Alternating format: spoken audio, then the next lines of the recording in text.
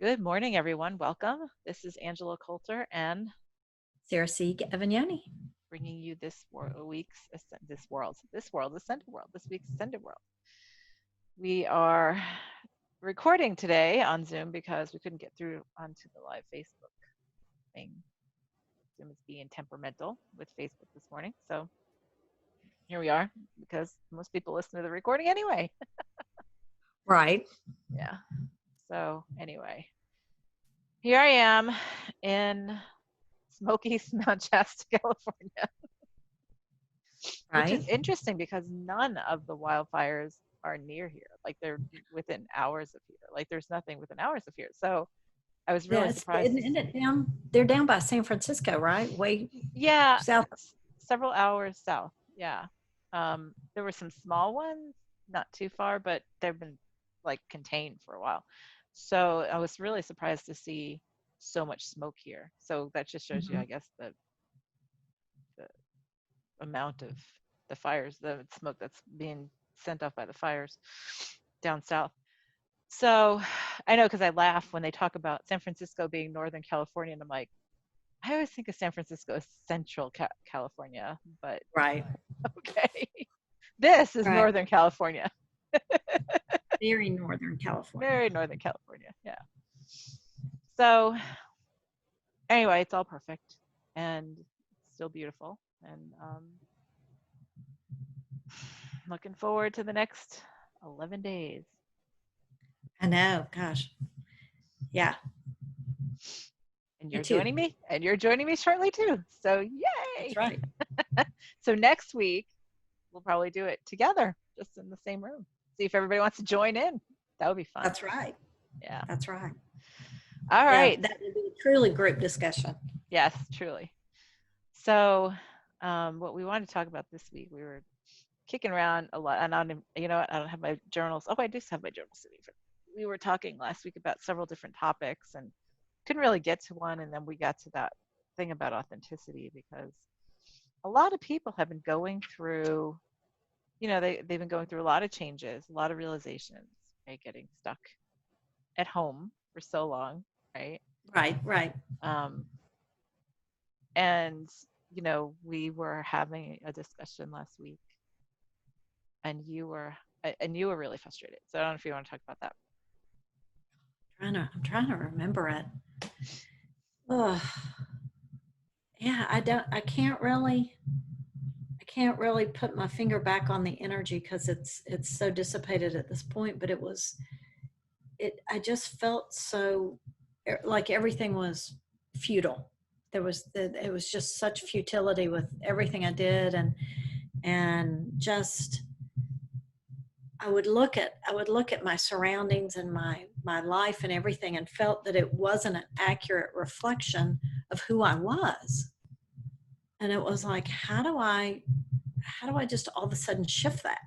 How do I change the physicalness of my surroundings to reflect who I am? And that took a lot of internal, you know, examination of, okay, well, why did I think this worked? And it was so based in fears and insecurity and lack of self-care. And it was reflective in my surroundings, whether it was my home, whether it was my yard, whether it was my relationships. And I had just come back from, I guess, 2 weeks gone, where I spent a lot of time on self-care, and it was amazing how when I came back here, the incongruency was just devastating almost. It could have been had I not been in observation of it. Right. Right. Yeah. And Because I I mean, was what you said to me was, yeah, I feel like I was at the ocean, everything was flowing, everything felt great, and then I felt like I stuffed myself into some box or whatever coming back to the house, and I don't feel like I'm me. Yeah. right. And I had allowed myself to fully disconnect from here, which is unusual on a vacation. I usually leave something behind that nags at me. Oh, this needs taken care of. And I didn't allow that. I did not allow that. And coming back, it was like, wow, such a contrast to where I'd been. And so had I not been in observation, I easily could have just slipped right back into the patterns that I'd been in, like, okay, back to that caregiver, back to being that person that has to, overly compensate for everything because you're the only one paying attention to these certain things, and controlling everything. And I was like, no, I enjoyed the vacation from the control. I think I'll stick to that. Well, and and the thing was that, I was sitting on that, right? And that's how this all came about, right? Because I was like sitting on what you were telling me, and I was thinking about that because I was thinking about what other people have, have been talking about and stuff like that. And then I was just like, you know, we talk about how like we have this culture, you know, cultural thing where we say, oh, well, the home is our haven, right? The home is our haven, the home is our haven, the home is our haven. Well, that's almost an expectation too, right? Like I didn't realize that is like an expectation we set too. Right. Because there are a lot of people whose homes are not their havens because Right. that's where they're facing some of the crappiest parts of themselves, like relationships that are tough, like, Right. abusive stuff or depletive stuff or, sacrificial or martyr stuff and things like that, where they're really depleting themselves. And it's really Or like, where you tuck things that, like, oh, I'll deal with that later. yes, I'll yes. tuck it away. In that closet or that junk drawer, right? Like, Right. I'll Right. deal with that later. I'll deal with that later. And then before you know it, you have this avalanche when you open the door. Right? Right. You have a house of, I'll do that later. Yeah. Yeah. And so when you get to go away and then you're like, no, now I can just shed that. And sometimes physically we feel so much better about doing that because I can shed that and I don't have to feel all the pressure of all the crap in the closet, right? Right. Or in the junk drawer or whatever. So that then I can just Well, be who I am now. right. And when I came back, I chose not to pick all of that back up, which was a huge step for me. Yeah. But at the same time, it was one like, oh, how do I not pick it back up? How do I do that? Right. Because it's such a How do I habit. not pick it up? How do I not put that lead coat back on? Right. Like at the dentist. That's what makes me think of when you say that for the Right, dentist. right,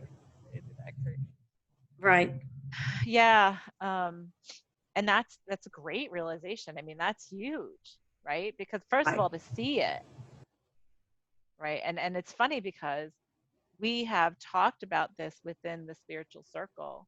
Oh, hold on a second. We have people within the spiritual circle.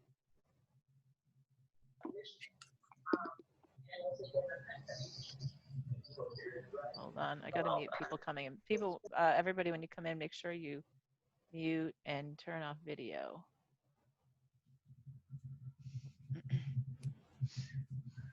That's weird that would show up. Anyway, hi Yasmin. You see a beautiful picture of you sitting there. Right.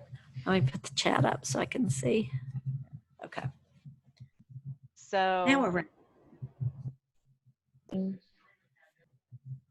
So anyway, so in the spiritual circle, we talk about how we like and we travel together, like we go and do so much of this work together, this consciousness work together. And then there's so many who will say, oh, I feel so much more myself when we're together doing that, and then I have to go back home, right, and put Right. myself back into that box. And it's like, oh, but the key for us is to get to that place of being able to be there no matter where we are. And we've had that discussion. It's funny I have this, like I'm saying this here at Mount Shasta, because I remember the first time that I came here in this life, I felt like all of these layers of me just stripped away, and I was like, oh, there I am. Like it was like this vibration of home that I hadn't even realized I was missing, right? And I Right. cried and I sobbed because I was like, oh my God, finally I feel so like relaxed. I have no, like the energy of holding all this other facade is gone. And so I didn't even realize until that point, I never even realized I had been doing that, right? So it's like you Right. were saying, it's that consciousness of it that is so important. Right. So it's it's a great thing to look at within ourselves. It's like, okay, well, and people say, you know what they'll say, because the ego it kicks in when you say like, well, how dare you say that I'm not myself at home? Of course I am around my family. I'm only myself around my family and all that kind of stuff. It's like, except when we have predefined roles that we believe we're supposed to fulfill, they're more boxes to say, I'm supposed to be this kind of spouse, I'm supposed to be this kind of parent, I'm supposed to be this kind of child, right? Or sibling or whatever, or roommate, or Right. however you want to put it. So we don't even consciously think that, but then we incorporate that into, this is who I'm supposed to be today. Right. And the selfishness of thinking that if I don't do that, I I'm the most selfish person in the world. Like I did experience some of that because my vacation was with my adult children, and it was like not only did I have to step out of that role, they had to step out of that role Right. of being the child, and that dance was no longer appropriate. And so that was an adjustment. And then the feelings of, well, who am I then if I'm not that? And boy, am I selfish, because they still have that expectation, whether it's, I hate to use the word appropriate or healthy because that seems very judgmental, but it doesn't serve their next phase of life. Right. Right. And we have this, yes, and you know what, that takes us into this whole other area, right? Which is this persona of, or this understanding or belief that I have to, like all of us, I have to take into consideration this person and this person and this person and this person with what I decide to do, because, it's supposed to help them and help them and help them. And that's what makes me a good person, quote unquote. Right. And that's what makes me valuable, quote unquote. And then it's like, well, and we don't even think that consciously, but then it's like, if somebody says, oh, well, you're not doing this, and it's like, oh, well, then I have to step up and do that, so that it proves that I'm good at this, being this kind of person. So we have this Right. so incorporated into who we are, that Right. that we don't realize that, when we have a family at home or whatever. And I feel like it's funny, it's almost opposite for people who live by themselves and people who have like a group of people in their house. Like, it's like different sets of lessons, right? Where the Right. people who are by themselves, it's like, okay, can you be as much yourself with other people as you are at home by yourself? And with, in a family situation, as well, can you be as much yourself with everybody who you live with as much as when you're by yourself? Right. Right. Exactly. And so, I looked at that, and I have been looking at that, and it's like, well, I'm really thankful because, that first time when I really felt that, almost like I had abandoned myself, right? When I remembered who I kind of was, like Right. that home based energy.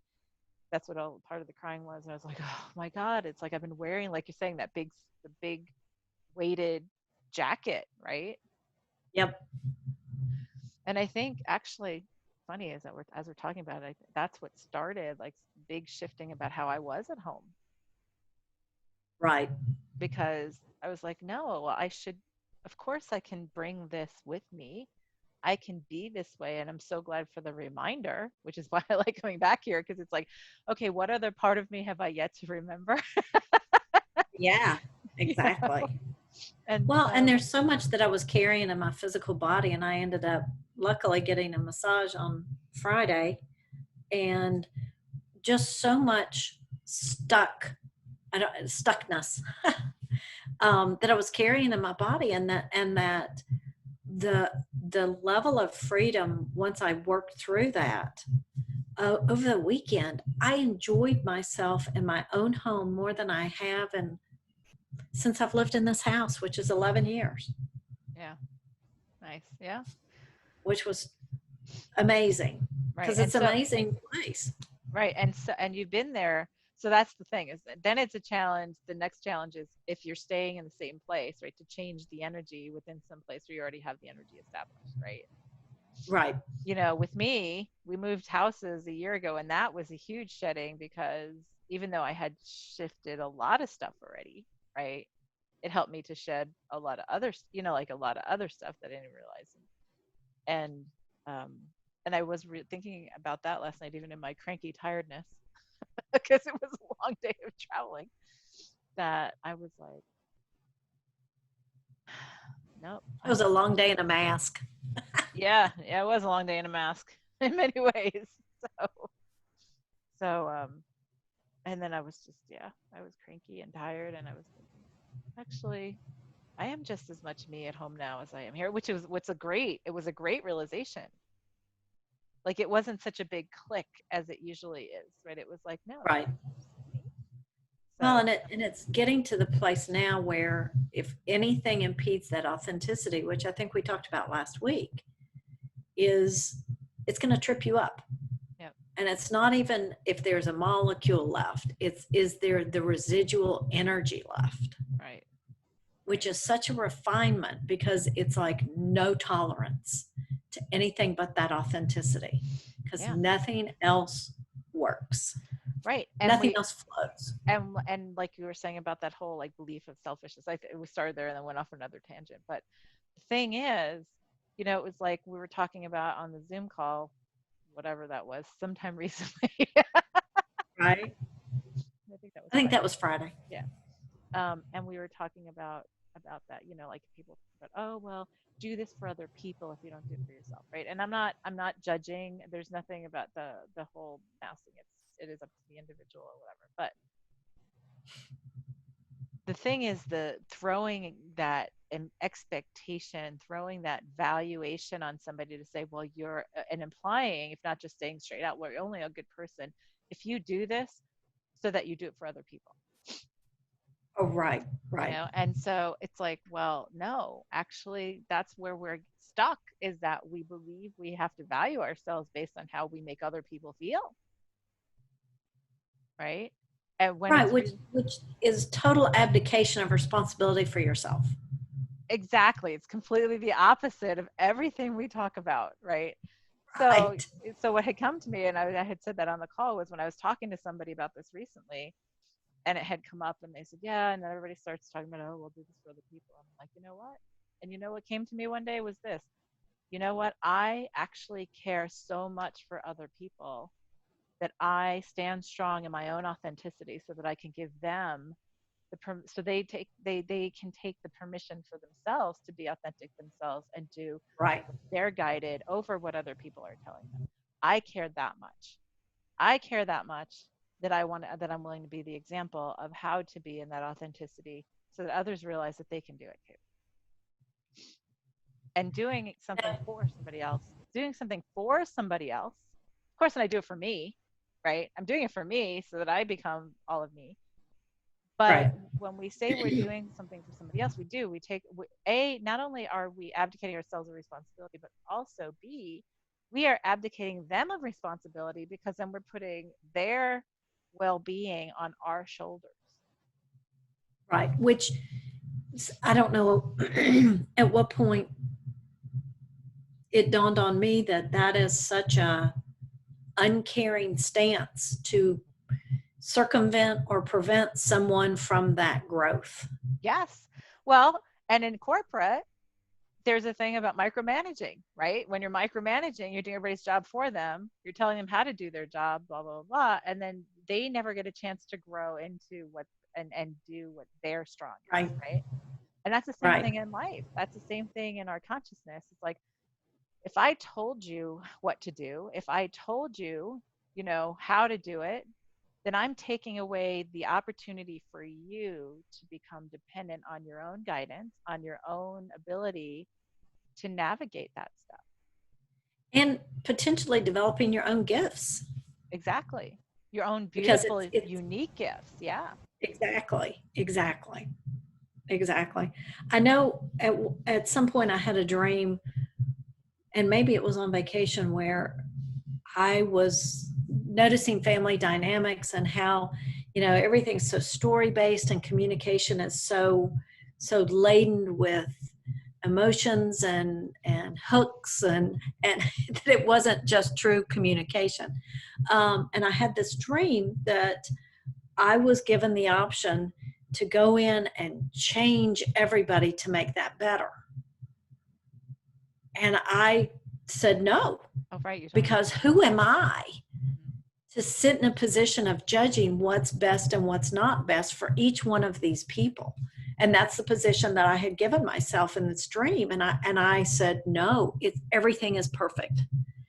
And that was huge, to step out of that place of, well, that's bad and that's cumbersome and that's this. And if they would just stop telling that story, or if this, and it was like, no, it's perfect, to take everyone on their own journey.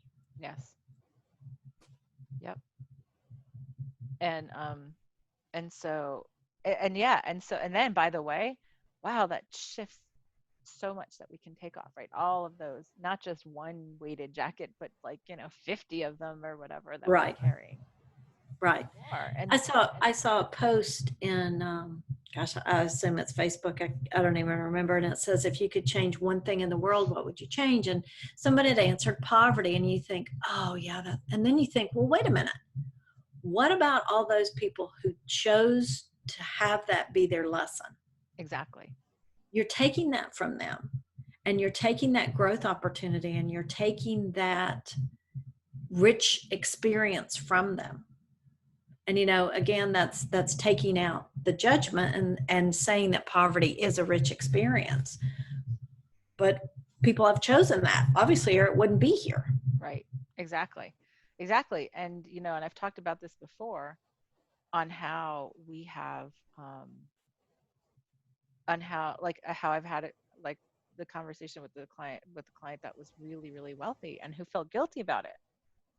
And and they were like, oh, well, I don't feel like I give back enough, and because they came from very limited roots and had really Right.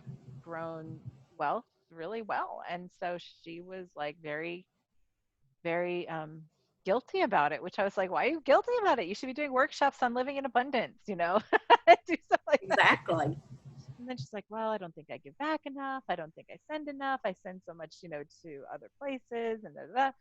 And I explained to her, and I'm like, so before you do that, do you ask your guidance?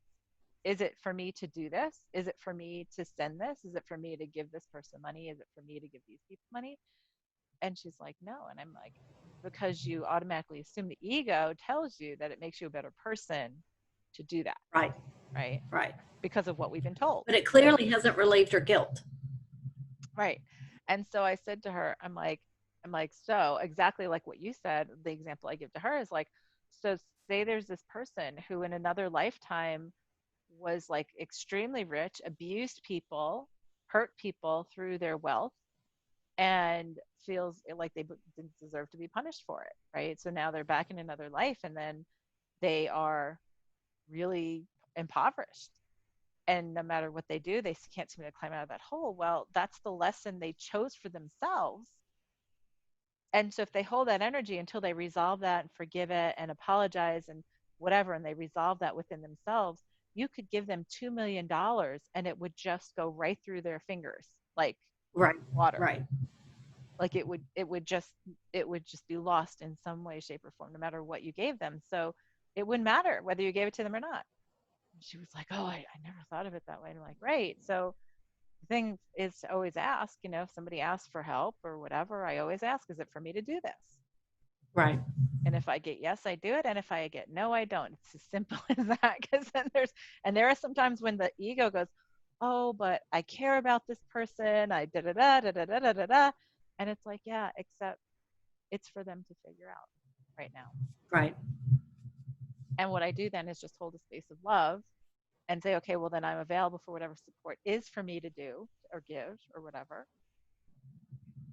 And then just let that be. Well, that's a And lot. Go ahead. that's having that relationship with your authenticity. Right. Totally. Totally. And that's not even, it doesn't have to be money. It doesn't have to be, Exactly. it's, dropping everything you're doing to take somebody to go do something because they forgot they had to get it done, or dropping everything you're doing to attend to something else for somebody else, and all that kind Right. of all that kind of stuff.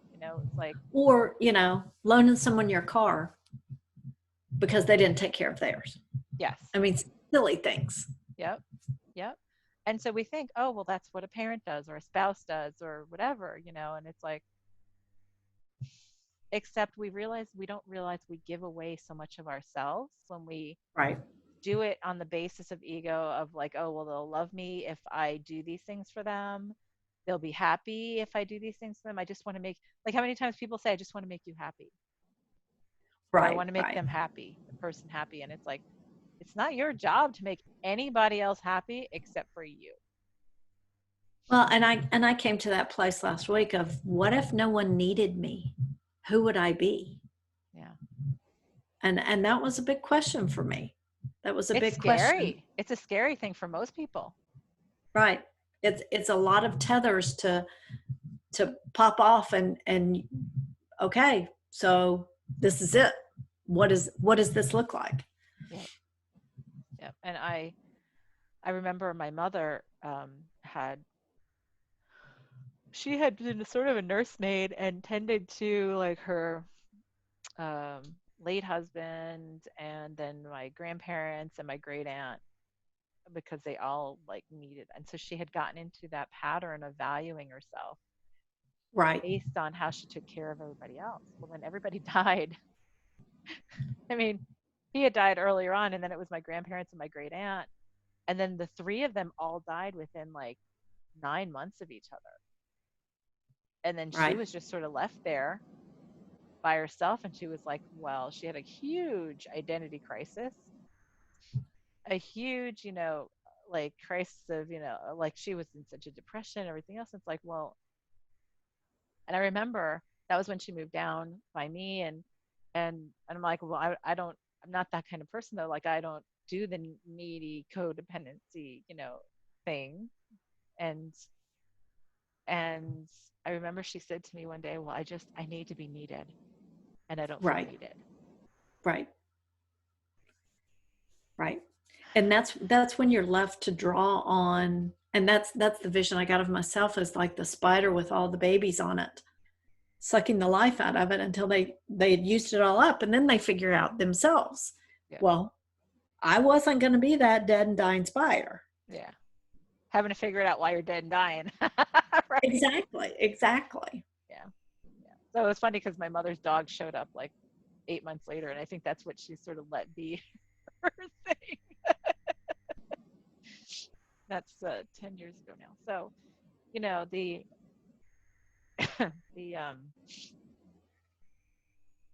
but that's and I use that example though because it's common for many people, right? Right. I'm Right. taking care of my kids, I'm taking care of my spouse, I'm taking care of my parents or my one of my parental units as my kids call it.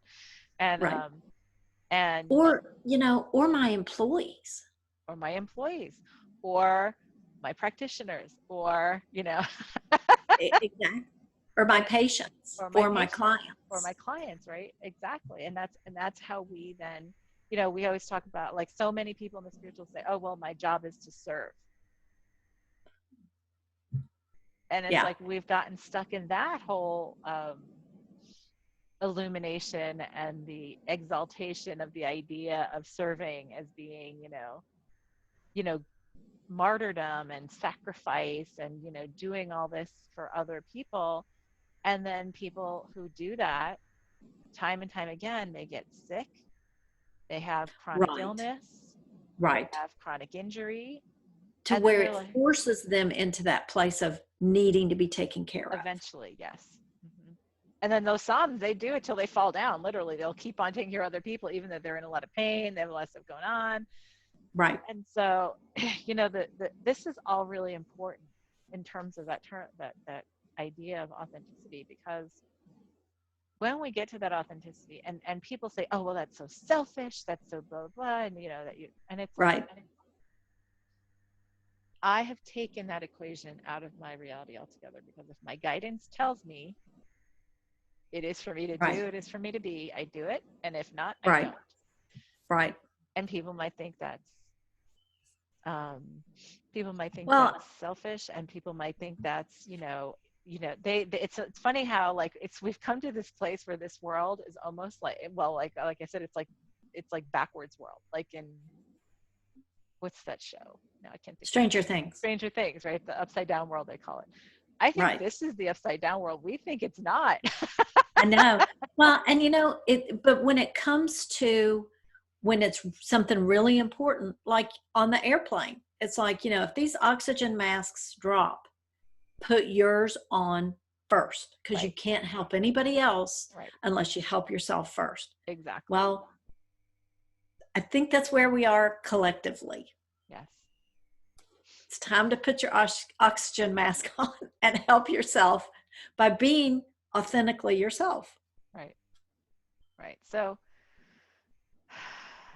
and we don't like, and there's so many layers to this because I've been actively doing this for, a long time now. And I'm still finding layers of myself that I'm still have tucked away that haven't been allowed to come out because, oh, I have to do this or I have to do, like anytime we think, well, we talk about this in Trinity all the time. Anytime we think I have to or I can't, Or I that's need, or I need, that's all an ego statement because should. it all implies that we don't have everything that is us, right? That there's Right. something outside of us. Right.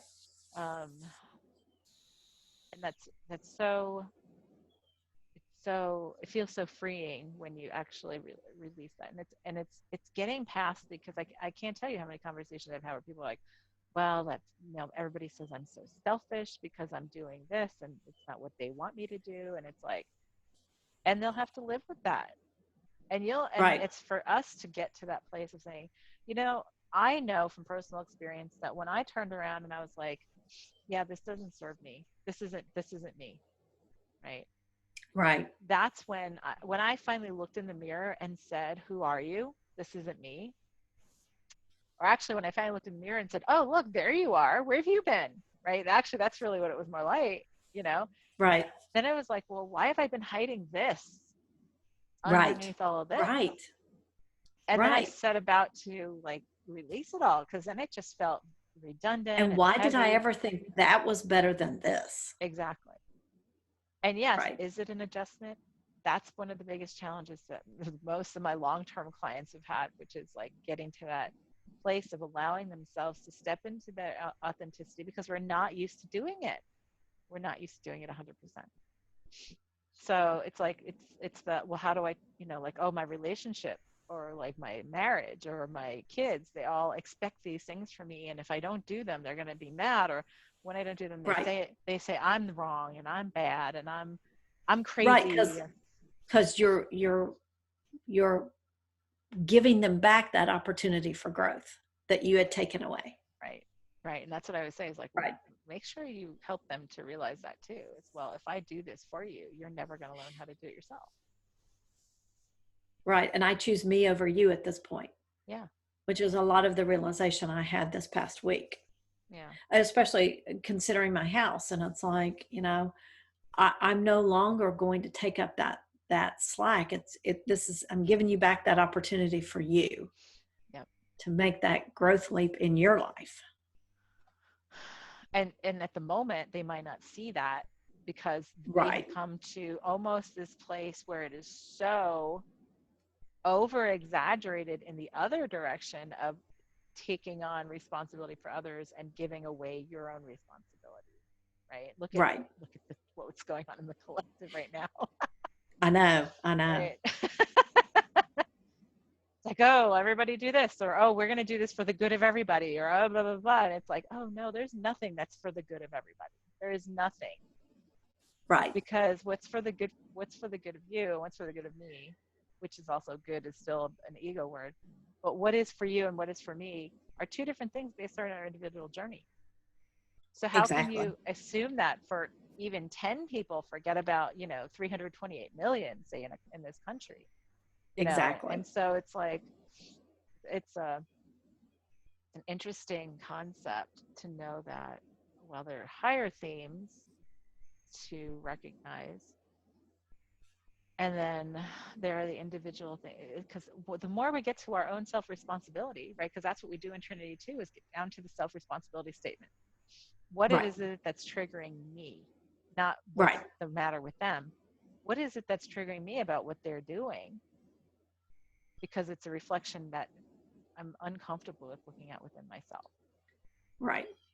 And that's the Which authenticity. just, and that's still coming back to what is there for me. It's Right. all about me. Well, it is all about me. It's all about Right. you, for you. Yeah, totally. Exactly. And if everybody just worried about themselves, we wouldn't be where we are. And took responsibility for their own triggers and emotions and egoic, like And feelings and care. lack. And yeah, because contrary to what most, and we've said this many times, but this is a sort of a different way that we're looking at it, but in which we're looking at it, but it's like how we, um, if we all come to a place of that authenticity, that means that I've come to a place of loving myself and accepting myself as the divine being that I am. And when I Right. come to that place of accepting myself as the divine being that I am and that I love myself, then I have nothing but love for everybody else And everything. and everything. And it just becomes effusive and overflowing. So it is the opposite of what everybody like accuses you of being egoic and self-centered and not caring Right. about other people, because that's when you truly are like open to guidance as, oh, help this person. Okay. Like I don't even question it because I'm so happy with where I am in myself that okay. Right. And I'm not, there's no Exactly. envy, Exactly. there's no jealousy, there's no need for me to feel more powerful or And better there's than no someone. sacrifice on anyone's part, None. None. which that is the key. Yes. So simple as that. We just solved all the world's problems. Exactly. Boom, See, done. it just took me like not even 24 hours here in Jeff's. we got to it. Who knows what we're going to be talking about next week here together. Right. We might be speaking in other languages. So just warning everybody. Yeah, Zoom really won't work when all of us are there. Isn't that the truth? Oh, so what? So I guess for, we can focus on, saying that I find my own authenticity is a huge thing for somebody who's still at the early stages of that, right? And has a lot of stuff embedded. So like Right. we can start with, how about the, oh, it's already yawning. We didn't even start. And I had 8.5 hours of sleep last night, solid. So I'm good. What if we start with having the consciousness and the observation of who our authentic self is? Oh, I like that. Yeah. That's a good place to start. Yeah, remembering my authentic self and Right. what that is and who that looks like. um I yeah, like that. yeah, that feels good. Oh, I just said that and everything just sort of went shh. So all right, let's go do that. You ready? I'm ready. All right.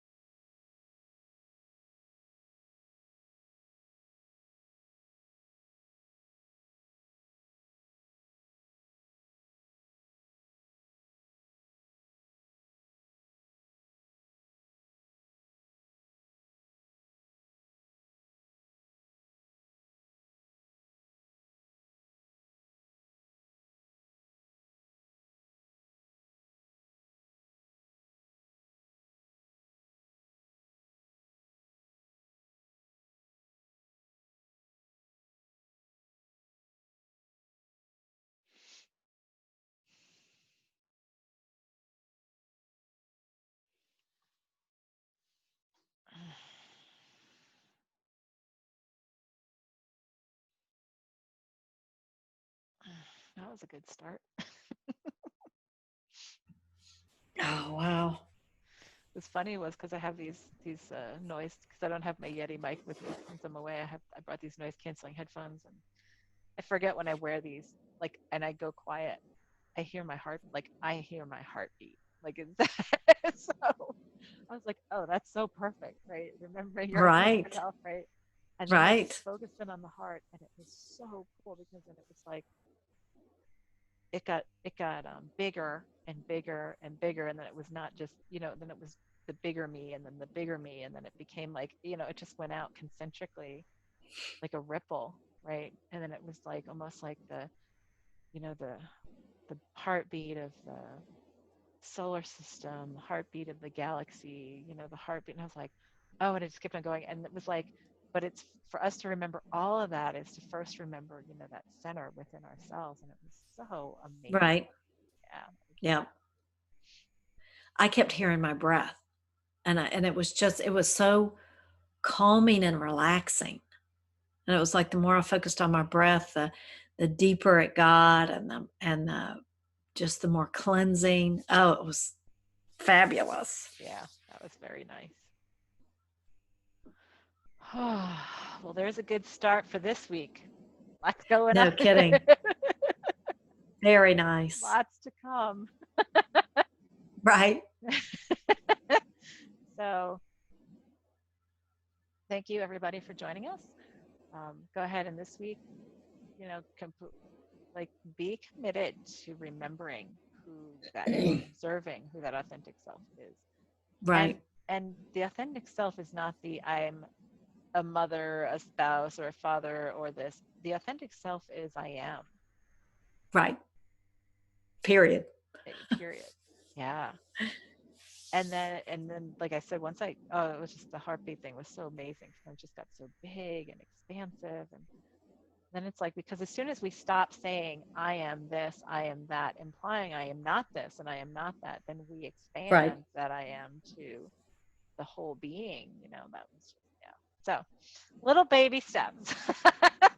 Right. But thank you for joining That us. turn into big leaps. Yeah, start into big leaps. So thanks for joining us. We will be together for next week's episode here in Shasta. Right. And probably have others join us too. But have a great week, and we'll see you next time. This is Angela Coulter, and Sarah Siega Avagnoni. signing off with this week's Ascended World. Have a good one.